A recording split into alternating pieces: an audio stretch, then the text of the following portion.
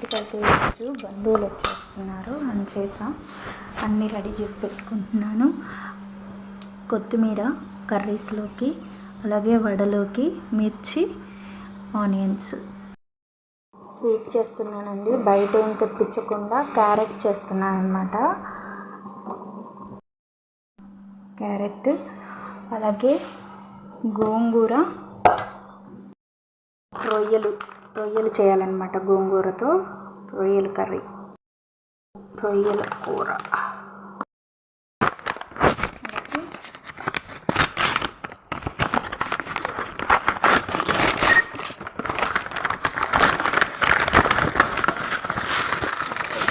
Basmati rice friends, biryani చేయాలి. Carrot వేసాను friends, అలాగే కొంచెం యాలకులు పౌడర్ చేసి పెట్టుకున్నాను ముందే, అది కూడా ఇందులో వేసేసాను.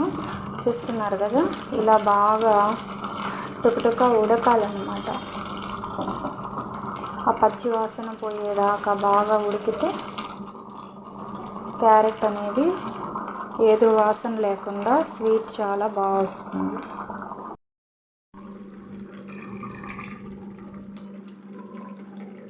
నెయ్యి ఫ్రెండ్స్, నెయ్యి వేసి బాగా ఇలా కలుపుకోవాలి బాగా.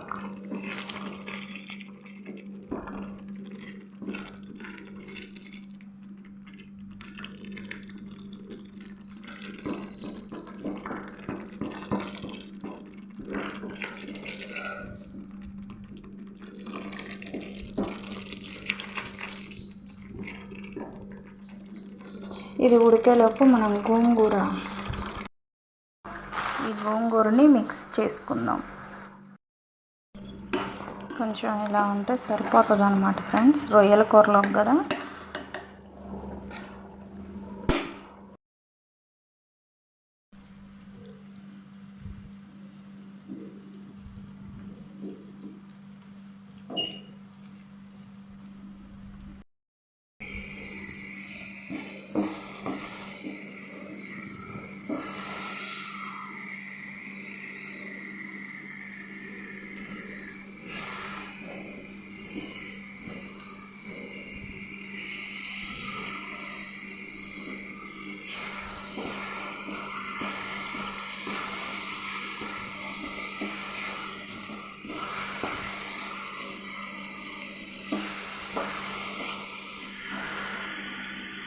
ఫైనల్గా మన క్యారెట్ హల్వా అయితే రెడీ అయిపోయింది ఫ్రెండ్స్.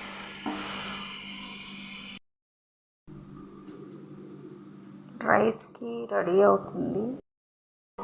ఇంతకుముందు చూపించాను కదా, అది బిర్యానీ రైస్, ఇది నార్మల్ రైస్ అన్నమాట. ఇది కూడా కొంచెం పెడుతున్నాను. నెక్స్ట్ రొయ్యల కూర అయితే తయారు చేస్తున్నాను.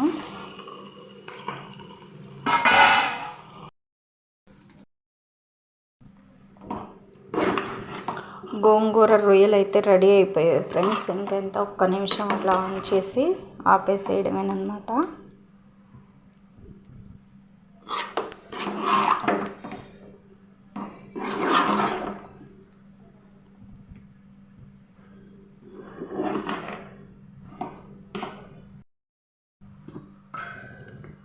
ఆల్మోస్ట్ మన బిర్యానీ కూడా రెడీ అయిపోయింది.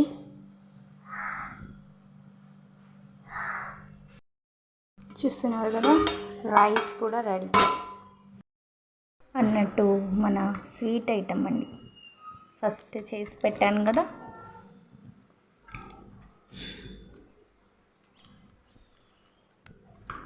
శుభ్రంగా గట్టి పడిపోయింది చూసారా హల్వా, మన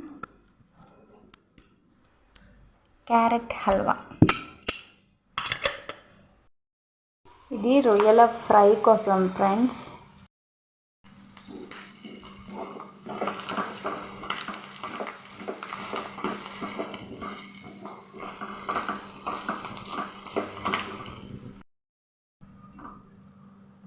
ఫ్రై అయితే రెడీ అయిపోయిందండి. వడపిండి ఫ్రెండ్స్,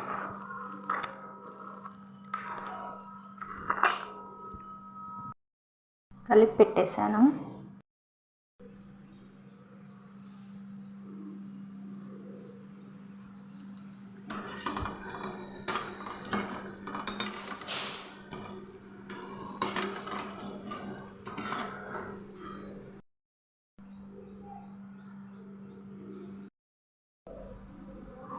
బిర్యానీ, వడలు, క్యారెట్ హల్వా, రొయ్యలు ఫ్రై, గోంగూర రొయ్యలు కర్రీ అన్నమాట. ఓకే, ఇంకా gets ready, it's ready. Okay,